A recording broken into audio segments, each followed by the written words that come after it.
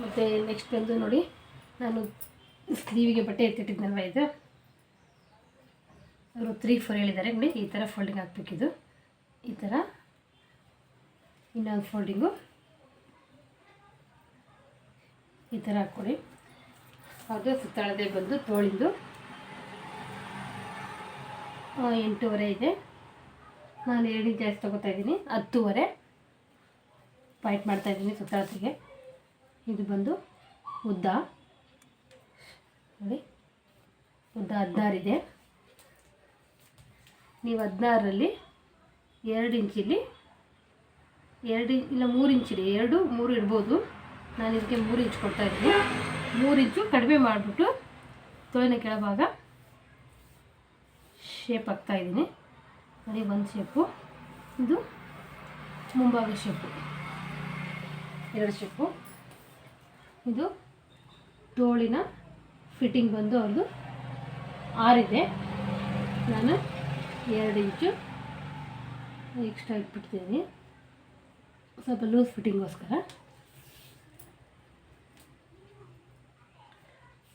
ಈ ಥರ ಕ್ರಾಸಲ್ಲಿ ನೀವು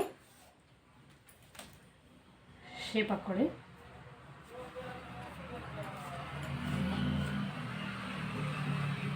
ನೋಡಿ, ಈ ಥರ ಬರುತ್ತೆ.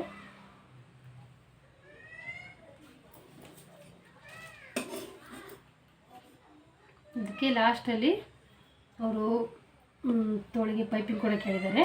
ನೆಕ್ಕಿಗೆ ಮತ್ತು ತೋಳಿಗೆ ಪೈಪಿಂಗ್ ಕೊಡೋದಕ್ಕೆ ಹೇಳಿದ್ದಾರೆ. ಇದು ಪೈಪಿಂಗ್ ಬರುತ್ತೆ ಫ್ರಂಟಲ್ಲಿ.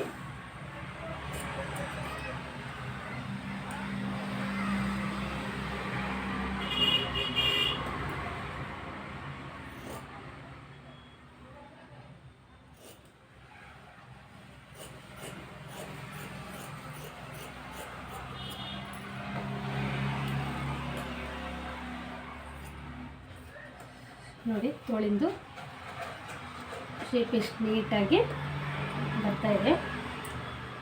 ಸ್ಟಾರ್ಟಿಂಗ್ ಕಲಿಯೋರು ಬಟ್ಟೆಯಲ್ಲಿ ಬರದೇ ಇದ್ದರೆ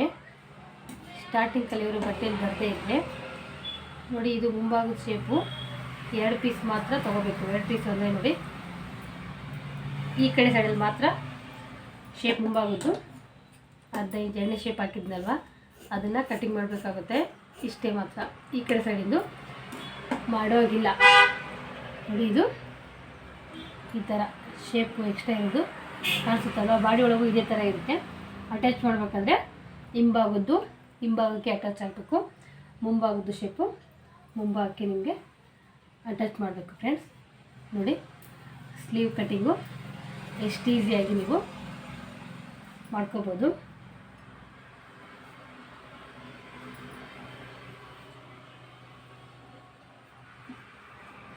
Thanks for watching video.